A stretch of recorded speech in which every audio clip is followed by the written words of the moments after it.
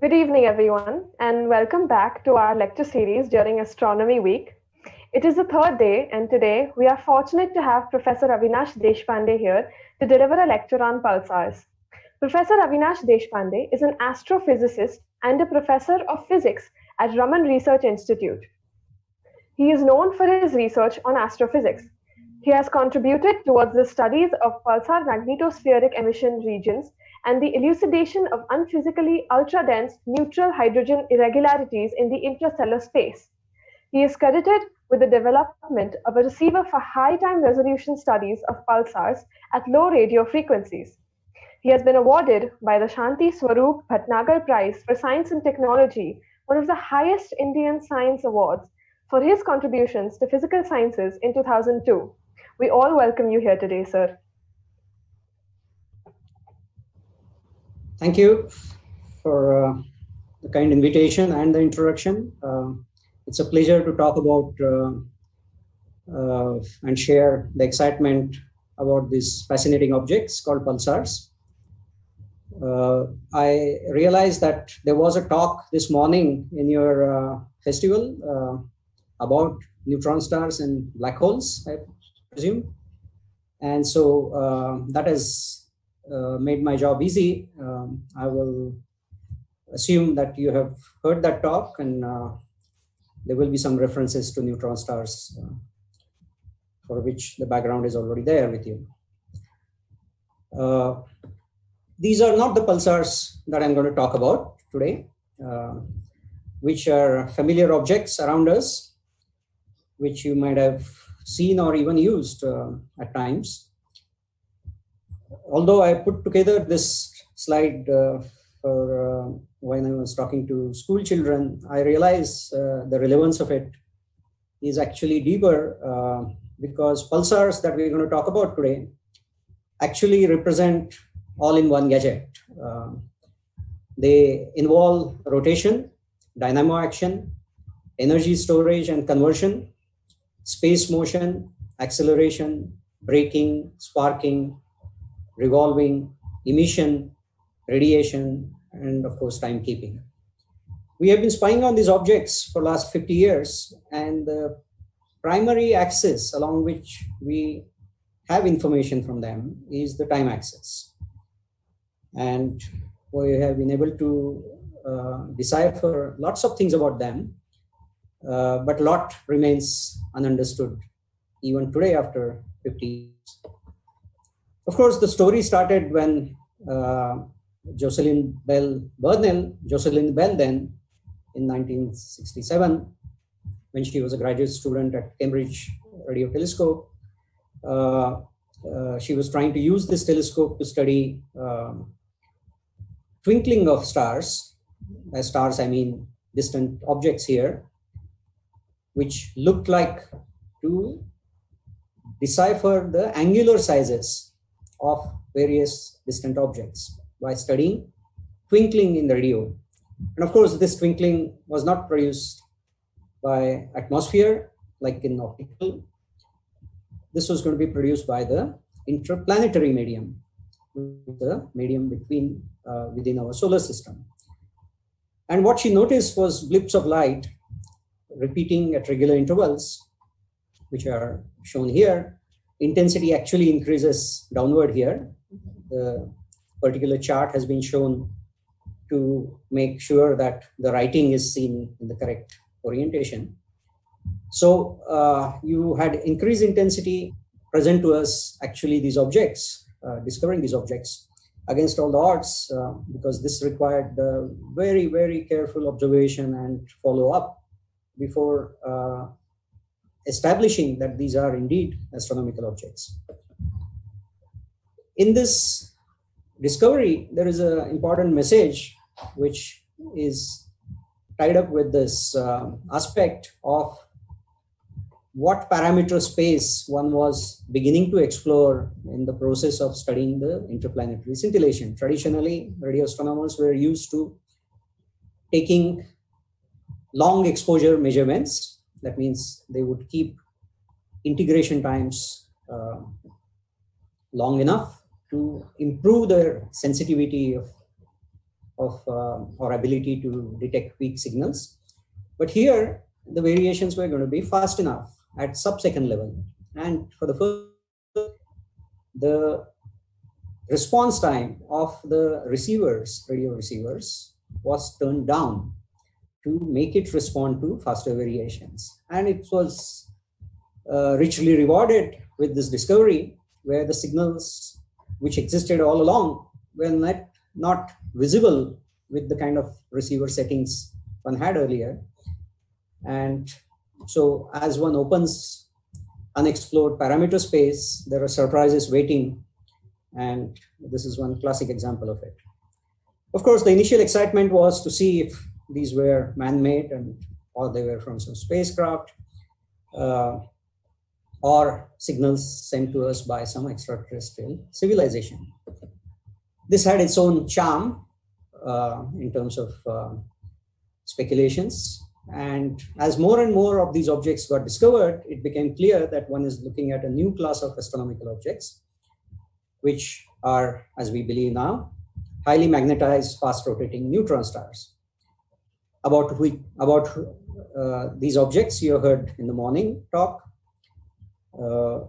And of course, the original paper announcing this discovery was published by Yuvish et al.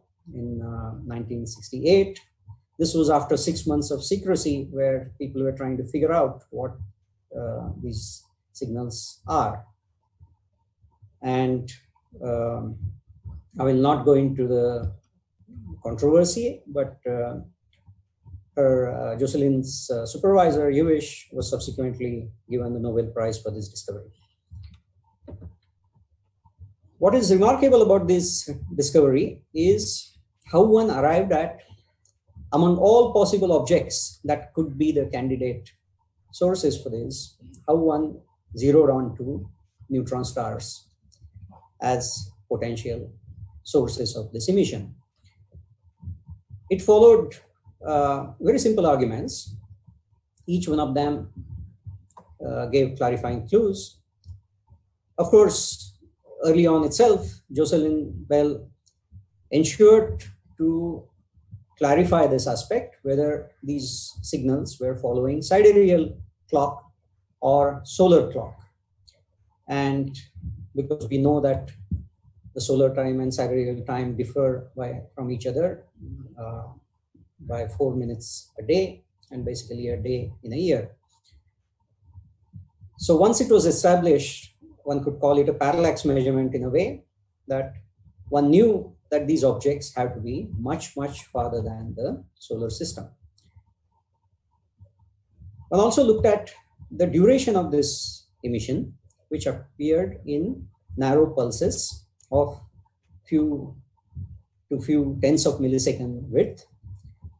And by using simple light travel time argument, essentially saying that the source must be smaller than the speed of light times the pulse width. Because if it were to be bigger, the pulse width of the source. One also thought of whether these were pulsating stars. One knew about Cepheid variables, and in which the period is proportional to 1 upon the square root of the density of the star. Of course, one had already seen enough variety in the pulse periods, and that would imply, if these were indeed pulsating stars, imply a wide variety or wide range in densities. And such a large is for a single class of object is quite unlikely. And so one ruled out that possibility, and one also looked at what kind of rate of energy loss was occurring, and that would amount to the energy being taken out of the rotational energy, rotational kinetic energy of the star. If that were to be so, what kind of energy reservoir that has to be there? And so one found out that the period was changing, but changing very slowly. It was changing sort of a femtosecond per second at that rate, which meant that the energy loss, that we can measure by knowing the radiation that we receive and knowing how much distance it has traveled, we can estimate, we know what fraction that is of the total energy. And this basically suggested that we are looking at a big flywheel, a massive compact object. Okay. And that ruled out, now you have a small object and a very massive object, and for which only two objects really qualified: white dwarfs and neutron stars.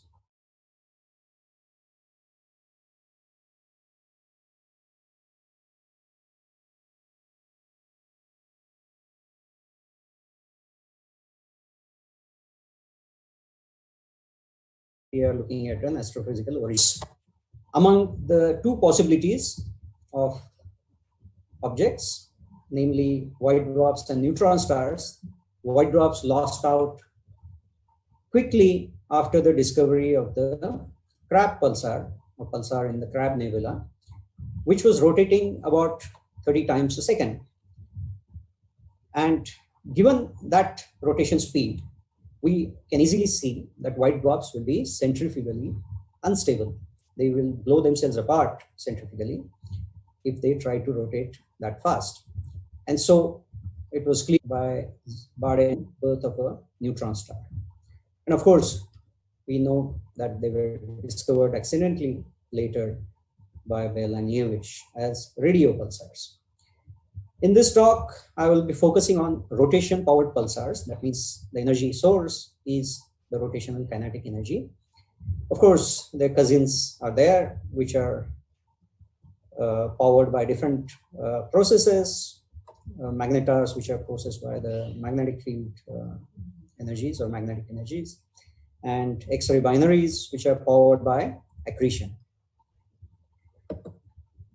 This is the famous discovery pictures of Crab pulsar, where 33 frames can be seen, where in each one of these panels, exposure time is 1 millisecond.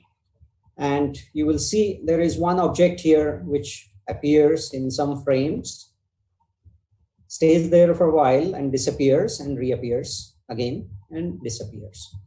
And this is the object in the nebula called Crab Nebula, which is also known as M1.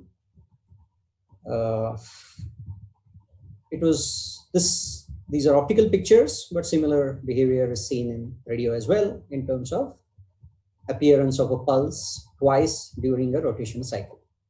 The important thing about Crab pulsar was that the supernova was actually documented. Any further discussion on neutron stars per se, we can come back to it if there are any questions, except to say that the stars that lead to birth of neutron stars originally need to be as massive as 7 times the sun up to almost 20 times the sun. And of course, they go through different evolution, and at the explosion, they leave behind a remnant of the mass close to the Chandrasekhar limit, about 1.4 solar masses. And you've seen this slide in the talk this morning, and also how dense this matter is. The amount of energy released in these explosions is enormous. This is equivalent to popularly stated 10 to the 34 ton bomb. What happens is the core of the star, which is no longer burning anything, which is only cooling, collapses, and the implosion releases gravitational potential energy, which throws away the ejecta, the envelope, the outer envelope, and ejects it at very high speeds. And that's the spectacular supernova remnant you see. And at the center, you have a compact remnant, which has imploded. People had always used this argument of size reduction and the consequence of it for the angular momentum conservation as well as magnetic flux conservation. And so one initially, when one estimated the magnetic fields of these stars, as which are operating as pulsars, one got numbers like 10 to the 12 Gauss and so on, and which was understood as amplification by 10 orders of magnitude of the original field, which might have been, let's say, 100 Gauss. And because of the size reduction and flux conservation, you got this high value on the surface of the star. Similarly, the ballerina effect like situation was considered in terms of conservation of angular momentum to understand the fast rotation speeds of the star. Although one later realized that this is not so easy, because the original spins before the explosion and the magnetic fields of the pre-explosion configurations may not be as high as believed. As far as spin is concerned, one needed to explain now how pulsars can be born with such high spin rate. There was also another problem. We were talking about an issue relating to the fast spins of pulsars and their space motion, where they're zipping through the space at very high speeds. And both these were puzzles that needed to be solved because, as I said, the original spins were not that fast, for even after further amplification through angular momentum conservation, we would get such high spin rates, for which solving these both problems together, a solution was suggested of producing an off-center kick at the birth of the neutron star, which would produce both the fast spin as well as space velocity. And you know the familiar examples of football. When kicked off-center, it will both spin as well as move in the direction of the kick. Of course, this kick is produced by potentially asymmetric emission of neutrinos at the time of the explosion. And this would lead to an asymmetric explosion. Except if this were to be true, the velocity has to be perpendicular to the spin axis. And amazingly, the recent data on young pulsars actually supports this prediction. What is, of course, not yet known are the details of this.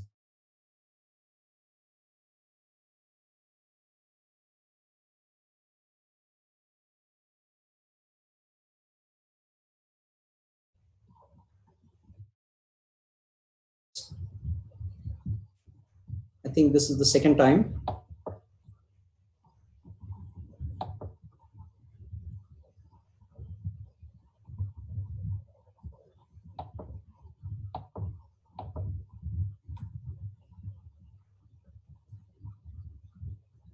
Hello, can you see the screen?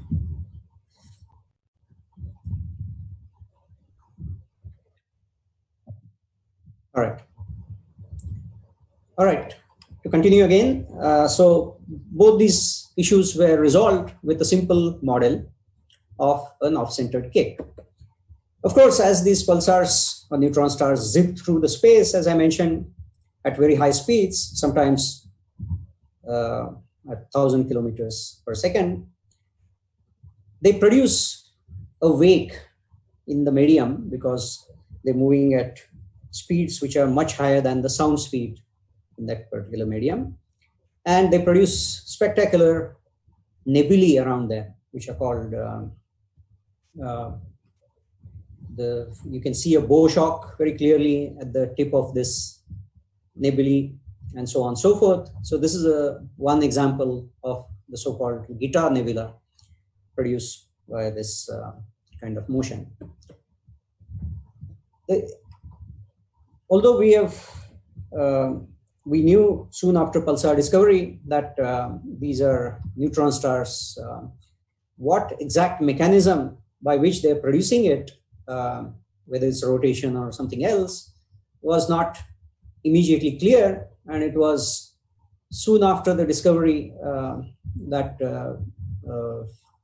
Gold and Pacini simultaneously suggested the basic lighthouse model, which we call them cosmic lighthouses, where we see one blip of light every rotation.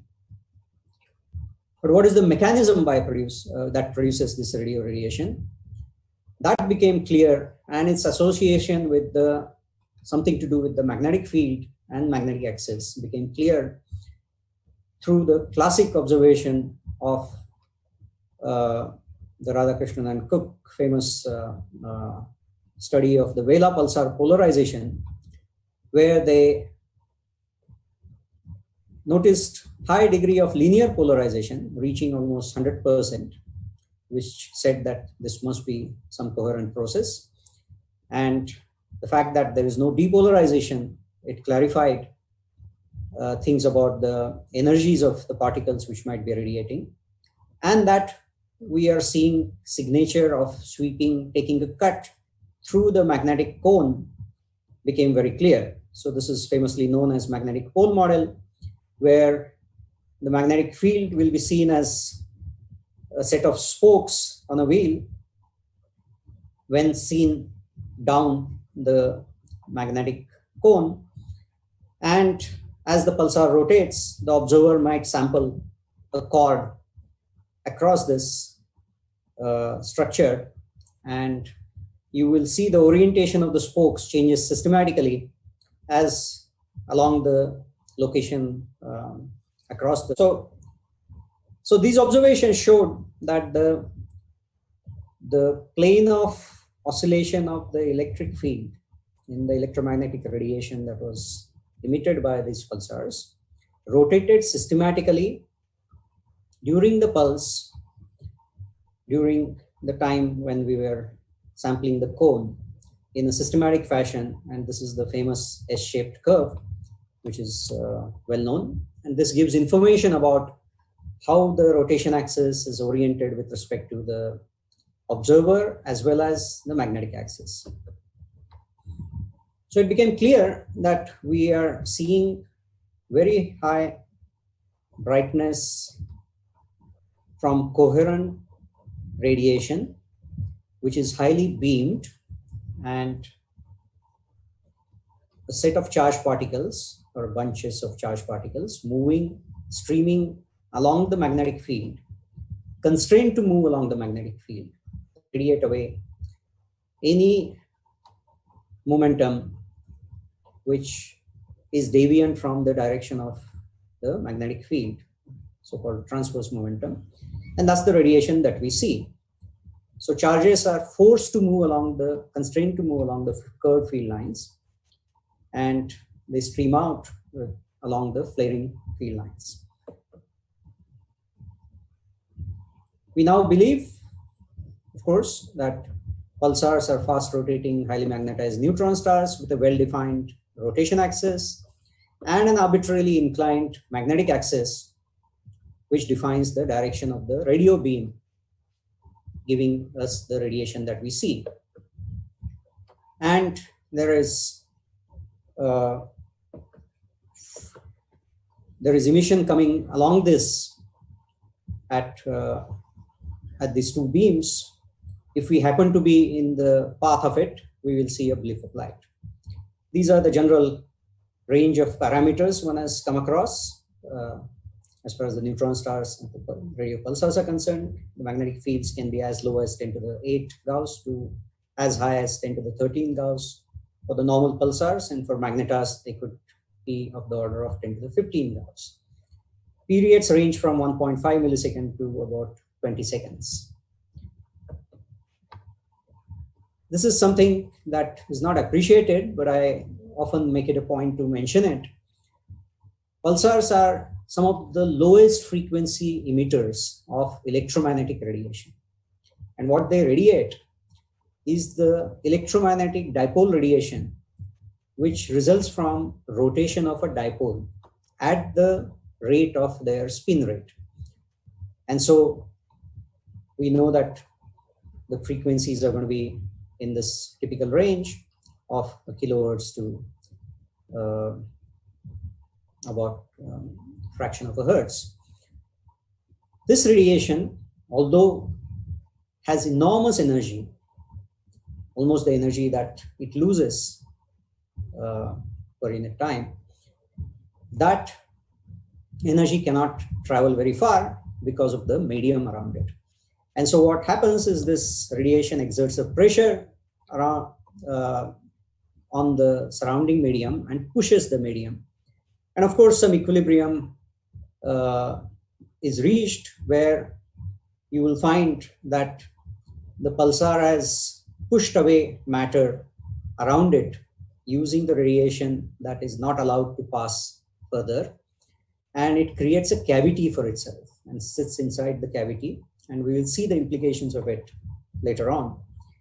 But the radiation that reaches us, which we study typically at frequencies below 1 gigahertz, is something that is produced by this large number of charged particles moving along the field lines. The rate at which we find the pulsar lose the energy, which is in here, if we assume it to be magnetic dipole radiation, you can do the standard formulation and equate the energy loss to the loss of energy you would get from a rotating magnet. And this gradually slow down. They also once in a while suddenly spin up. And that spin up appears very sudden and by a tiny amount, maybe a part in a million or sometimes few parts in a billion. And these are called glitches. These are likened to star quakes. People have also talked of plate tectonics and so on. But the remarkable thing, I will not go into the details of it, that a simple measurement of change of period and how the change occurs or recovers during time around this kind of an event, whether one can predict when glitch would occur. Indeed, it so happens, and without going into details, let me say that there are few pulsars which have shown such correspondence between the amount of pulsars within a week of their actual occurrence of a glitch. But talking of general pulsars or general behavior that they will follow, they will gradually off magnetic field along the y-axis and spin period along the x-axis. You will find that they will, as they age. But when they age, there is a line here which is called and is ready to give or share the matter and angular momentum at an early time. And when it does, they can be spun back without any change in the magnetic field. And based on you can accrete matter, and this is the line denoting the constraint coming from that. This dead pulsar might have lost the magnetic field strength. And then when it's brought back, it appears with lower magnetic field. And the good news is that it can now be spun up to a faster rate. If it happens to have a very low mass companion, and you see such examples in reality, which are called low mass X-ray binaries, where actually this action is occurring, where a dead radio pulsar is getting help from a low mass star which has evolved and now accreting matter onto the star and is brought back to life and is deposited or is spun up to a very fast rate, up to almost 1.5 millisecond, which is the limiting rate for the neutron star to survive. So what kind of history they will have, what kind of life they would have after they're dead, will be decided by A, if they have going to get some help, and when they're going to get the help. Based on that, their life history will be determined. But when they are born again, they particularly when the help comes, when they have lost a lot of magnetic field, and by the time the low mass companion gives them help, they have learned their lesson. Earlier, they used to spend energy very quickly and lose their energy and lengthen their period. Now they have learned the lesson and they have become misers, wiser and misers. And now they lose energy at such a slow rate that they can live for as long as the Hubble time. And so they can live forever. So with vengeance. Of course, you can ask how often one can get such a help. It turns out that most pulsars are born in binaries. Whether they remain in binaries after the first explosion is a question that will be decided based on what happens during the explosion. But if the binary survives, then they have hope of getting some help eventually when they die as radio pulsar. I will not go into the details. This has been a well-studied field, and different paths will be taken in the life history based on the nature of the companion, the kind of survival occurring of the binary in the first explosion and in the second explosion, and so on. But when the millisecond pulsars were first discovered, that object was discovered as an isolated pulsar rotating at close to the limiting speed of rotation of pulsars, 600 times per second. It was Radhakrishnan and Srinivasan who, otherwise it has no business appearing the way it is appearing, with low magnetic field and such high spin. And so this was, of course, was verified with the further studies and large number of objects discovered since, and it's a well understood mechanism. Of course, the traditional binary pulsars were discovered in 1974 by Hulse and Taylor using the Arecibo telescope, which won them a Nobel Prize of 1993 because it was a relativistic binary, and they showed that the predictions of general relativity that Einstein had made were actually measurable and were exactly as quantitative even as predicted. So this is the famous figure which you might have seen often enough, and this was a classic study that was enabled by binary pulsars.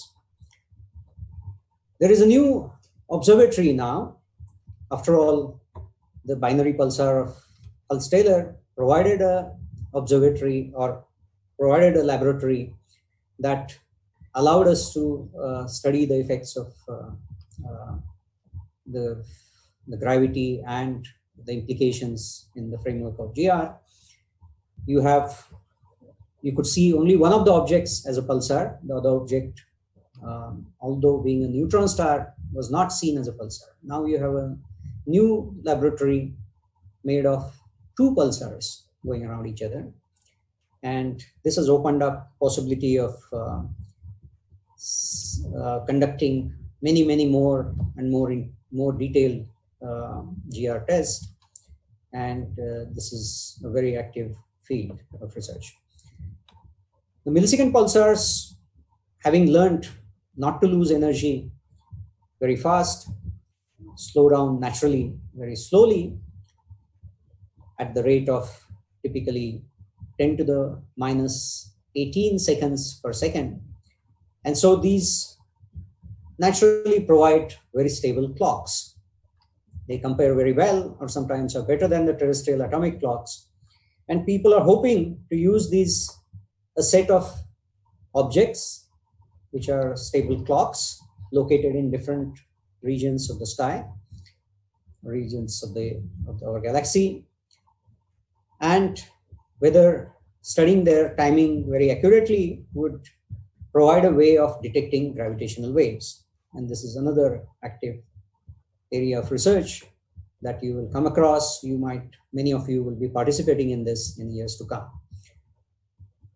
Radio pulsars, I will not spend too much time on it. I think we have lost a lot of time due to these interruptions. We now know about 2,000 pulsars, so almost 3,000, close to 3,000 pulsars now, which is typically about fifth of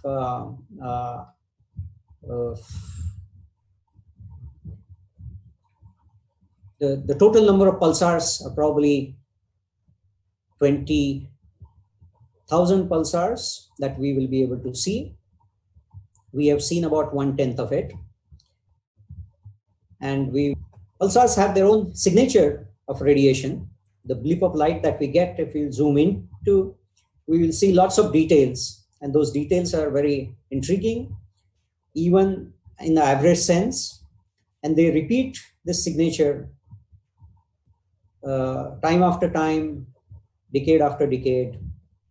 And we have observed them for almost 5 decades now, and the signatures remain the same. But that is only in the average sense.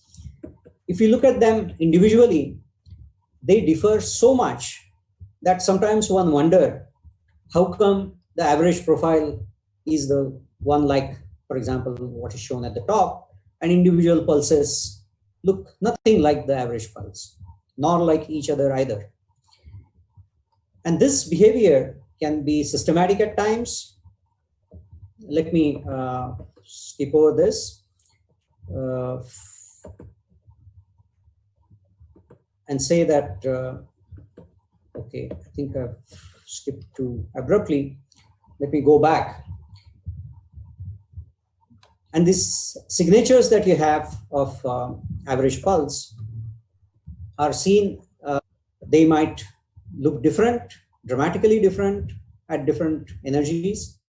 Sometimes, for example, in the gamma rays, you see an interpulse or an extra pulse here in the Vela pulsar, which is completely absent in the radio.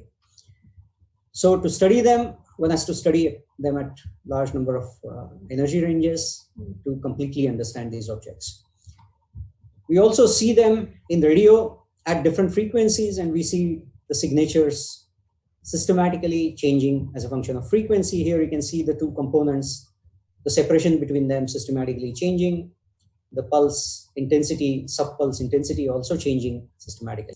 So what we believe is that, and so this is borne out very well by most of the observations. But what is important is to realize that pulsar radiation has very high brightness temperature. It's very bright and could not be produced by any other known incoherent process. So it necessarily requires large number of radiators radiating in phase coherently, like in masers and lasers. But how to produce some large number like this? And this large charge density, which is required in the presence of magnetic field, is produced by first generation of large electric field because of the rotation of the magnet, which produces as high as 10 to the 12 volt potential difference. And this potential difference acts as an accelerator.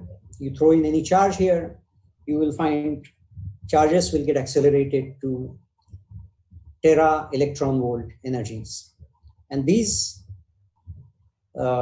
charge particles at high energies will emit gamma rays, and gamma rays will, in the presence of magnetic field, will produce electron-positron pairs. And this is a beautiful example of how energy conversion to mass occurs. And the pairs produced, electron-positron pairs, themselves are energetic enough, and this process continues, and you get a cascade of pair production, and you get large amount of plasma produced along the magnetic cone. And this plasma, when it flows outward along the curved field lines, we get the radiation that we see. And given the large current densities, we get large number of particles in volumes comparable to wavelength cube, and they produce coherent radiation that we see. I will not go into the details of this. I can come back to it if there is any related question. But what we have at the heart of radio radiation production is a powerful dynamo which produces a high potential difference, basically produces large electric field, and that's where the acceleration occurs. Gamma rays are radiated, pairs are produced in the presence of magnetic field, and this avalanche of pair production leads to relativistic particle flow along the cone, which has curved magnetic field, and radio radiation is produced there, which comes out tangential to the local magnetic field as the charged particle travels along this curved lengths. Although all this can be stated, the key mechanism of the amplification and how all this really occurs in detail is unclear. We have been able to study the details, rich details, using several phenomena that one observes in these pulsars. We see systematic behaviors in these objects. When we look at the light from pulse to pulse, we see the pulse location changes systematically, the pulse sometimes disappears suddenly, and so on and so forth. And there are other changes as well. And there have been classic observations of one pulsar which has shown a part-time radiation where it radiates for a week or so and then doesn't work for several weeks. Pulsars are known to show nulls or stoppage of radiation at short time intervals, but this was an extreme example. And this allowed us to study how the part, which supports the picture that we painted, where the pair production and the high current density requirement was underlined. And remarkably, these measurements support within a decimal place the prediction made by Goldreich and Julian early on about the presence of magnetospheric charges and the currents that will be seen in the self-consistent way. You see the coherent radiation, that means large number of particles radiating together, and they have implications. You will find that you will get manifestations of this coherent radiation, because remember, this coherence is not just in time, it's also in space. Large volumes of charged particles are radiating together. And so in the transverse direction, you will also see manifestations of these in terms of diffraction patterns and so on and so forth. And there are examples which I will not go into. You will also see systematic behavior from pulse to pulse, which is called marching subpulses or drifting subpulses. And if this is occurring due to any, firstly, this shows that there is emission within the cone is patchy, and the patches are rotating about the magnetic axis. And people have proposed mechanisms for that happening. And you can invert this process. And although you sample only a tiny bit of this circle, a small chord, if the circle itself and the pattern itself is stable and moving about some axis, you will find that although you sample a single chord, at the different rotated version of the pattern, you will sample different part of the pattern. And by putting these together, you can construct the pattern that is responsible for the emission and the behavior of drifting subpulses that you see. And now you can begin to even monitor the weather on the pulsar. And this can be done, of course, you see it within a certain ring because inner part is not visible. But the effective resolution that you are viewing the pulsar emission here at is actually sub-pico arc second. This is the highest resolution that you can ever imagine in not just astronomy, in any field for that matter. This is like seeing a bacterium scale on Jupiter distance. Of course, as I said, you don't see the inner part, but if your chord is actually a diametric cut, then you will find that you can reconstruct the picture of the entire cone by using diametric information. And as the pattern rotates, you can construct the full picture of the pattern. Of course, you would like to study as what happens at different heights as these bunches radiate and come out streaming at relativistic speeds. But to be able to do that, we know fortunately that different frequency radiation comes at different heights.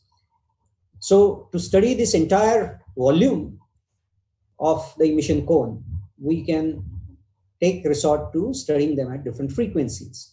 But now we need to study them at various frequencies simultaneously. And that can be done, for which there was no available receiver on the instrument, and one could build such a receiver, which RRI did at the Green Bank telescope. Focus, this instrument was put, and multiple frequencies were observed simultaneously. And this is the first tomograph made.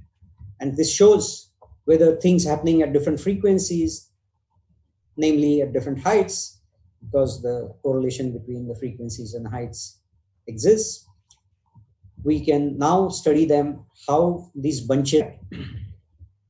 Now, going back to this, earlier I had mentioned some examples of the nebulae that they produce. Pulsars are zipping through the space, and they can produce, as I said, wake-like structures in the direction or along the direction of their motion, with a bow shock-like feature at the tip of this nebula that they will produce. But they can also produce a wind nebula by the wind that comes out, which we just saw, that it carries as much energy as the energy loss due to the dipole radiation. A spectacular nebula produced by the Vela pulsar was observed with remarkable clarity with the Chandra telescope in X-rays. And this is the famous picture of it. What is shown here is a beautiful X-ray nebula with arc-like structures and a jet-like structure delineated very clearly in the middle of it. And the pulsar location is also seen as a bright spot here. And this pulsar nebula can be explained as a combination of a flow of charged particles that we just invoked to understand the radio radiation. So imagine a hose of paint which is being rotated, and the paint is sprayed on a cavity which the pulsar itself has made. What will you see? You will see two circles corresponding to the two poles or two-ended hose. These circles, seen in an arbitrary orientation, will be seen as ellipses. And if the light coming towards you is going to be brighter, you will see them as bright arcs, which are pieces of the elliptical track. And this is exactly what is seen in this. If you do the fits, it fits in with the geometry of the orientation associated with the magnetic axis and the rotation axis of the star. You can ask what happens to this charge flow as it comes out after producing the radiation.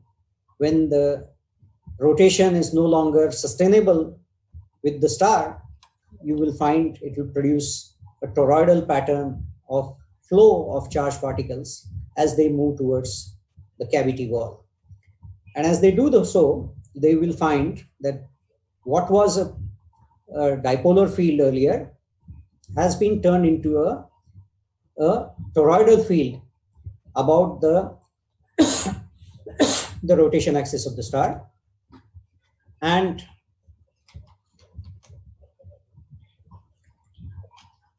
there is a charge flow outward, which is largely perpendicular to the rotation axis. And there is magnetic field, which is wound around the spin axis, which is also perpendicular to the rotation axis, but also perpendicular to the direction of the flow of the charges. And you will find that this will lead to a force acting on the charges, which will deviate them only in the direction which is containing the plane of the rotation axis. It will only spread them latitudinally. And you will find now the pulsar has not only a pencil beam of charges, but it will also have a fan beam, a spread beam in one direction. And imagine paint being thrown. It's basically painting with a narrow brush as well as a broad brush. And when that is done, you will see with the broad brush, you will see the fuzzy emission, which you see in this nebula, and the orientation of this kidney bean-like structure will be decided by how the rotation axis is oriented with respect to us and the magnetic field is oriented. And when put together, the effect of both these, you will see a model of the spectacular nebula. This is the simulated version. And so the simple geometric picture can explain beautifully designed nebulous structures that pulsars produce around themselves. What is nice about it is they are painting their rotational history on the wall of the sky. An example of that can be seen here, where there was a famous observation reported, and it was called cosmic fire hose. And this was zooming onto this Vela pulsar nebula that you saw, but on the jet-like feature that one had seen. And one observed through pictures taken at a few epochs that this jet-like feature was dangling around. It was not stable. And this attracted our attention, and we free precession of the star. What one is looking at, we believe, is like the top precesses around its rotation axis, instantaneous rotation axis itself precesses around some mean axis. Here we are seeing free precession of the star, and that is what is showing the variability. This could be simulated, and we can, I think this thing is not working. I think that's because we re-began the, okay. Later on, these observations were repeated, and unlike in some Hollywood movies, the sequels of the famous movies are never as good as the original. Here, the sequel of this movie made by NASA's Chandra X-ray Observatory is actually better than the first one. And you can see the dangling has been now clearly observed, and the signature of free precession is loud and clear. And this is a beautiful example of free precession of radio pulsars. And as you will find, what it is doing and what is showing is showing its rotation history painted on the wall of the sky. So what is seen here as an orientation of the jet is what was the orientation whatever many light months ago or many light years ago. And what is seen closer to the star is what is the same orientation presently, and so on and so forth. Importantly, as you might recall, I had made a comment about radio radiation not showing an interpulse. Here, the radio radiation, although not visible, the presence and the imprint of the double-ended hose is clearly seen. One can also look at another picture that was shown in the talk this morning about the crab pulsar, which also shows a beautiful X-radiation nebula. And this is what is seen. And if you, this is the picture just in X-rays, showing the arcs and jet, which is also twisted jet here. And if you do simple simulation, incorporating different aspects one by one, you will see that the twist as well as the overall nebula structure can be reproduced by invoking free precession and a simple geometric picture of the hose carrying the two-ended hose of charged particles depositing their energy on the cavity wall and producing a glow of light that we see in X-radiation. So I call these writings on the wall, and this is a very strong evidence for collimated particle beams from pulsars. Also, we have found the evidence for pre-precession of stars, of pulsars. And these might be, people can calculate how much gravitational radiation might result from such a thing. So pulsar mysteries will continue to unfold and be heard, and many of you are going to be actors in this drama of revealing the pulsar mysteries. And as I said, there are almost 10 times more objects to be discovered. We have two holy grails already, one holy grail already discovered, which is the pulsar binary or double pulsar binary. We have yet to discover a sub-millisecond pulsar and of course a black hole pulsar binary. And I wish you all the best, and I hope some of you will feel attracted enough to go and participate in this field and create waves in your own ways. Thank you for listening.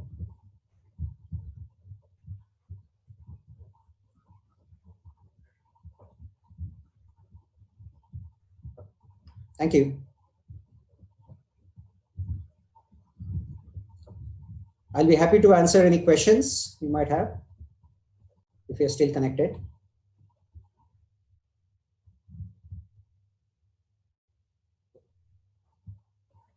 Let me see where to get the chat box. Yes. Okay. Right. All right. I will go from the top.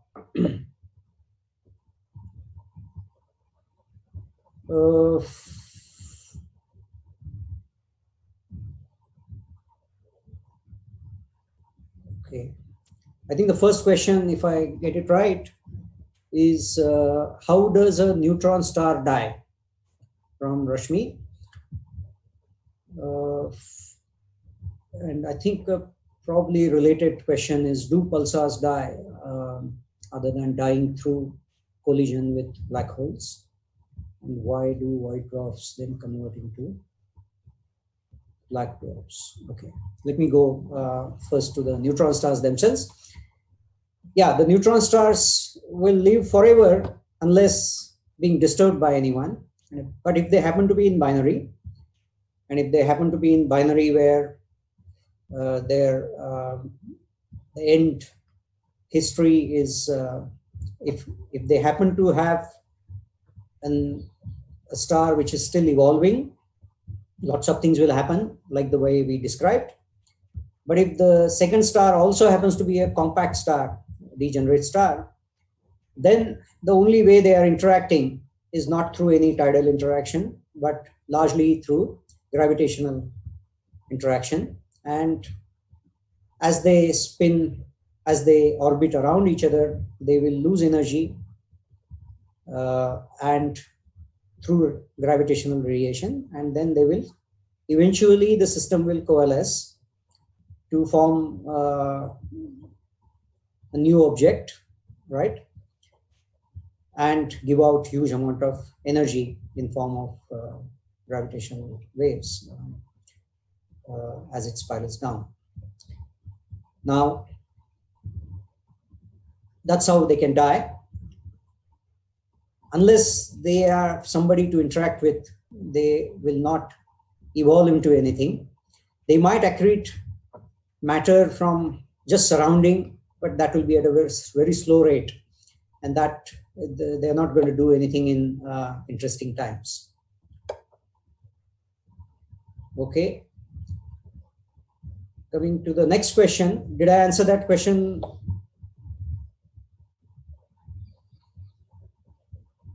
Rashmi?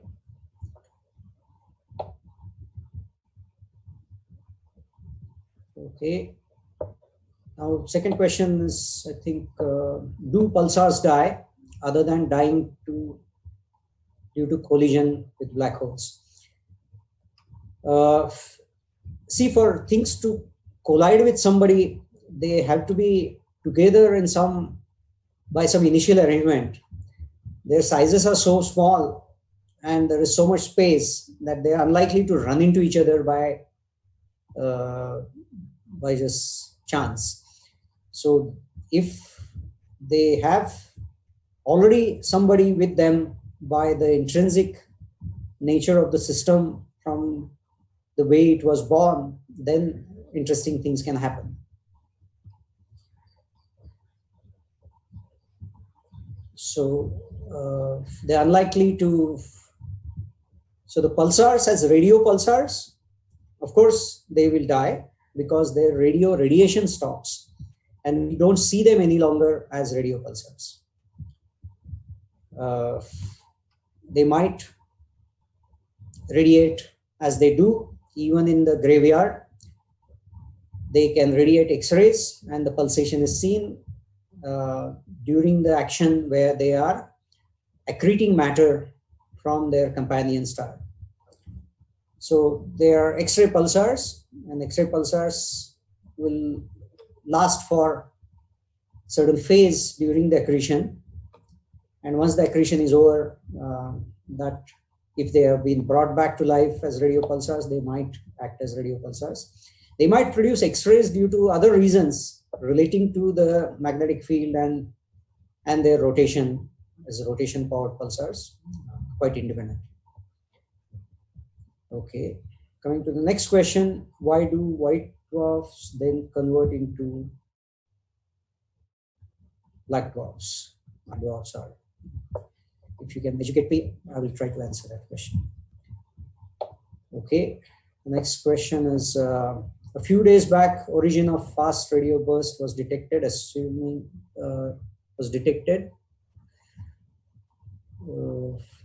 to be coming from magnetars. Yes, I think this might be the real story.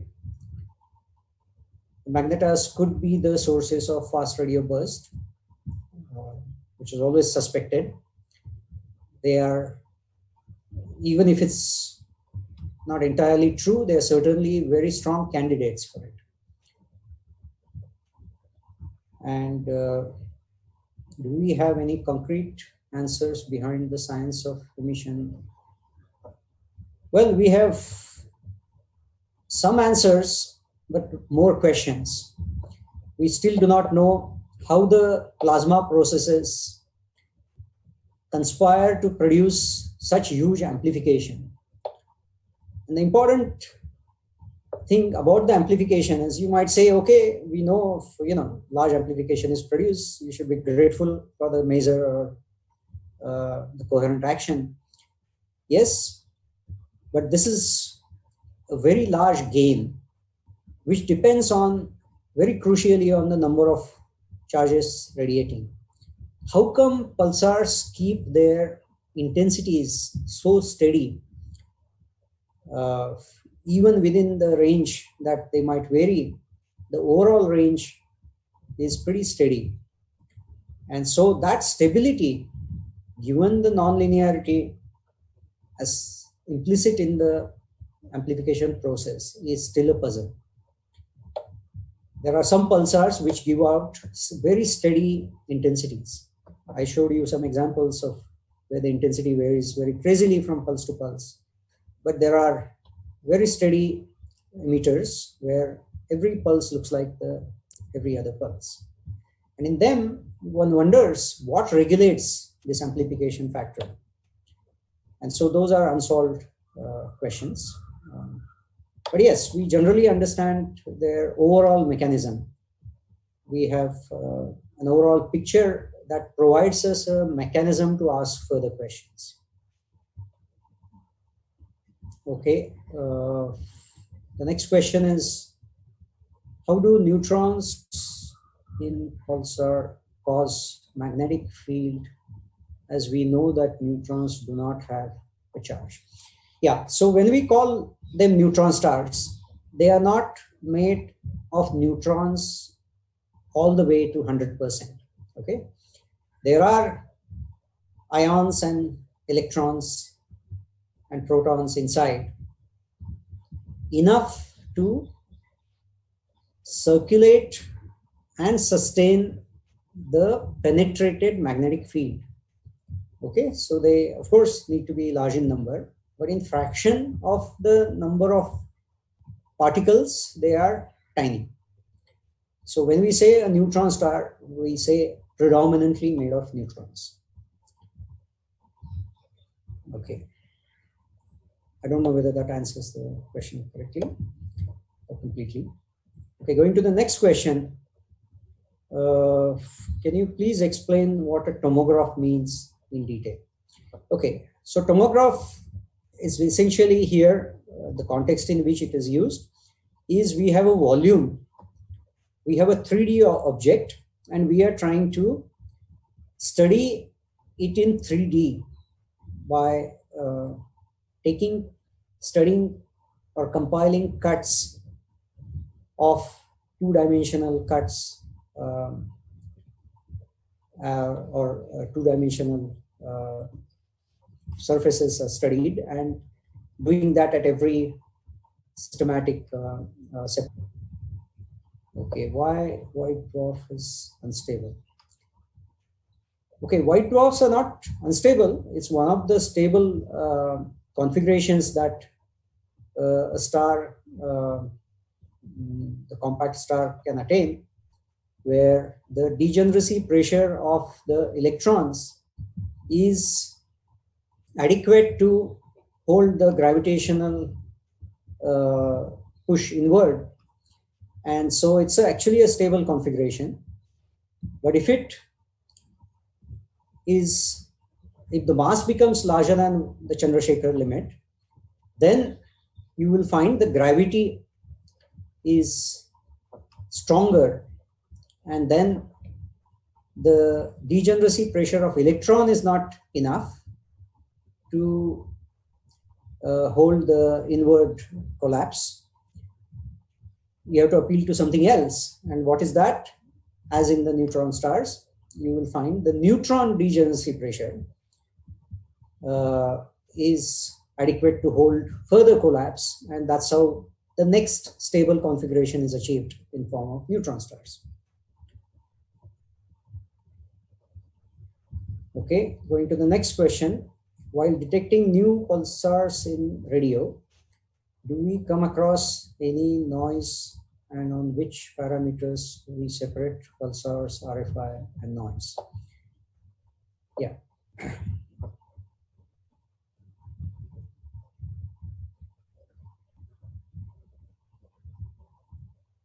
Okay. So while we detect pulsars, firstly, the noise, the signal that we believe we receive from radio sky itself is a noisy signal. Okay. What we are trying to look at is the variance of that noise, which is proportional to the intensity. And by nature, all our estimation of even the intensity is uncertain by an amount by which the intensity itself is jumping up and down.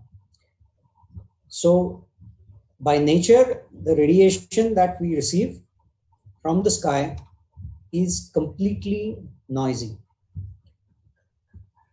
It's pure Gaussian random noise. Okay.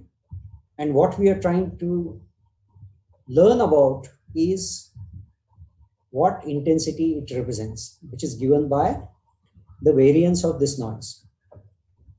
Now that variance of noise varies in a systematic fashion in the case of pulsars, in a periodic fashion. And we detect or search for pulsars by their strong periodicity, okay, stable periodicity. The second signature we detect them by is thanks to their travel of these signals through the interstellar space, which happens to be dispersive medium, which means the radiation at different frequencies does not travel at the same speed, which causes the pulse to arrive, although it's radiated at the same time at all frequencies at the location of the pulsar, it arrives at our location at different times. And this difference in time or delay compared to one frequency of the other frequency radiation is well understood, and the delay progressively increases towards lower frequencies. And this leads to what is called the dispersion of the pulse when we see it. This dispersed pulse is a very powerful discriminator against typical radio frequency interference that might confuse us on the Earth.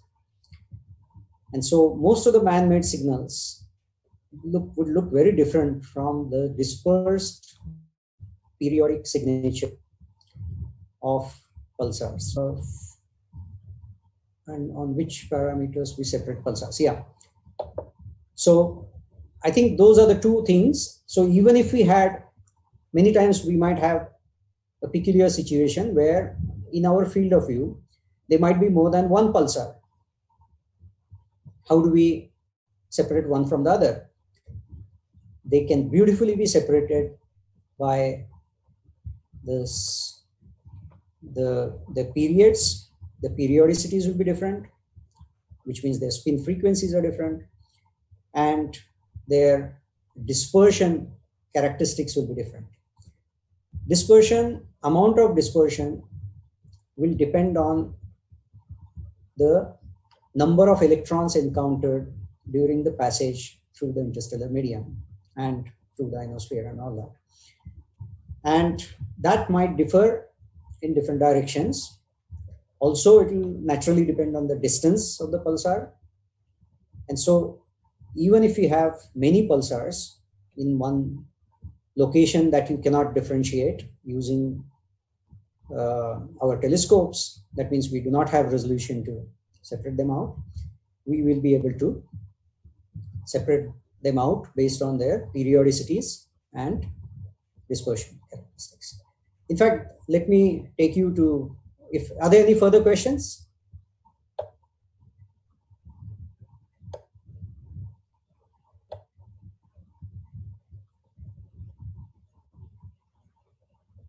Okay, then let me take them to the next slide, which is as much as it's related to the question that was asked. Now, this is not the sound that is produced by the pulsar, but we can produce that sound by playing or sending the electrical signal representing the pulsar intensity changes to a speaker and hear them like sound. And this is what we heard of a quarter second pulsar. This is how it will sound if the pulsar is to be like the Vela pulsar, 11 times a second. Or sorry, this is 4 times a second.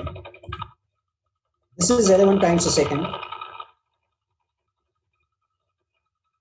This is 30 times a second.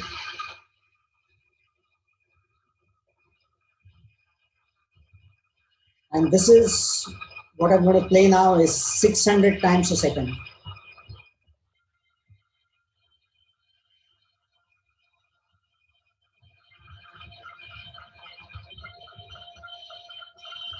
And for musically oriented people, that was the note E.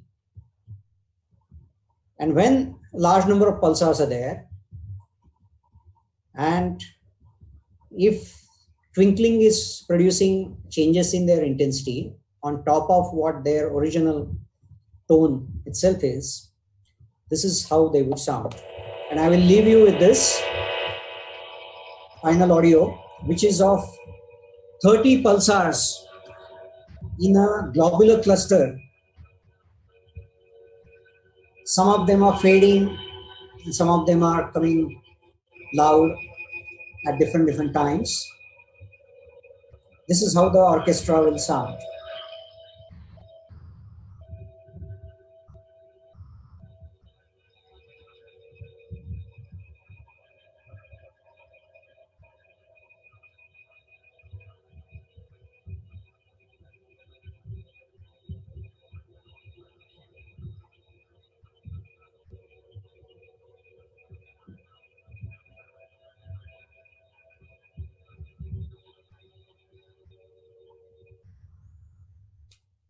Thank you.